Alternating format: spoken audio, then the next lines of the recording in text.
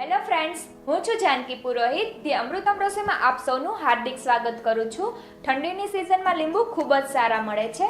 આજે આપણે અથાણાને ટક્કર મારે તેવી લીંબુની ચટણી બનાવવાની રીત જોશું, જેને બનતા ફક્ત 5 મિનિટ જેટલો જ સમય લાગે છે. આ ચટણી એકદમ સ્વાદિષ્ટ, ચટાકેદાર અને વિટામિન સી થી ભરપૂર હોય છે. અને વળી આ ચટણી બનાવવા માટે ના તો ગેસની જરૂર પડે છે, ના તો તડકાની જરૂર પડે છે.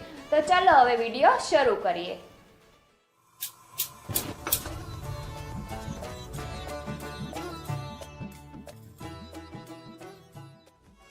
લીંબુની ચટણી બનાવવા માટે અહીં મેં 4 લીંબુ ધોઈને લીધા છે. આ લીંબુ આપણે એકદમ પીળા એટલે કે પાકેલા અને રસદાર જ લેશું. અને લીંબુની છાલ એકદમ પતલી હોય તેવા જ લીંબુ આપણે લેશું. સૌથી પહેલા લીંબુને આડું કટ કરી લઈએ. ત્યારબાદ એક લીંબુને 8 ભાગમાં કટ કરી લેશું, જેથી લીંબુના બધા જ બિયા આસાનીથી નીકળી જાય. આપણે લીંબુના બિયા તો નીકાળી જ લેશું, સાથે સાથે લીંબુમાં જે આ સફેદ ભાગ હોય છે તે પણ નીકાળી લેશું.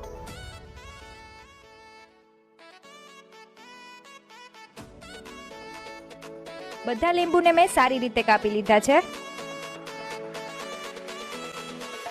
હવે તેને મિક્સરના જારમાં અધકચરું ગ્રાઇન્ડ કરી લેશું.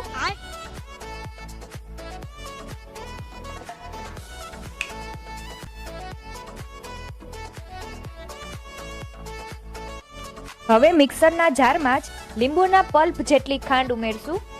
અને જો તમે ચાહો તો ખાંડના બદલે ગોળનો પણ ઉપયોગ કરી શકો છો. સાથે 2 ચમચી કાશ્મીરી લાલ મરચું લેશું, જેનો કલર એકદમ સરસ આવે છે અને તીખાશ ઓછી હોય છે. ત્યારબાદ 1 ચમચી શેકેલા જીરુંનો પાવડર એડ કરશું. અને સૌથી છેલ્લે સ્વાદ અનુસાર સંચળ અથવા મીઠું એડ કરશું. ફરી એકવાર ગ્રાઇન્ડ કરી લઈએ. ચટણીનું ટેક્સચર એકદમ સરસ આવ્યું છે. હવે તેની તીખાશ, ખટાશ અને ગળાશ ચેક કરી લઈએ. એકદમ ચટાકેદાર ચટણી બની છે. ચટણીને કાચની બોટલમાં ભરી લેશું. હવે ચટણીને 3 દિવસ સુધી બોટલમાં જ રહેવા દેશું. તમે પણ આ ચટણી જરૂર બનાવજો. આ ચટણી દાળ ભાત, રોટલી, ભાખરી, પરોઠા અને થેપલા એમ બધા સાથે ખૂબ જ ખાવાની મજા આવે છે.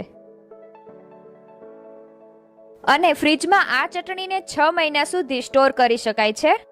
આવી બીજી રેસીપી જોવા માટે અમારી ચેનલ ધી અમૃતમ રસોઈને હમણાં જ સબસ્ક્રાઇબ કરી લેજો.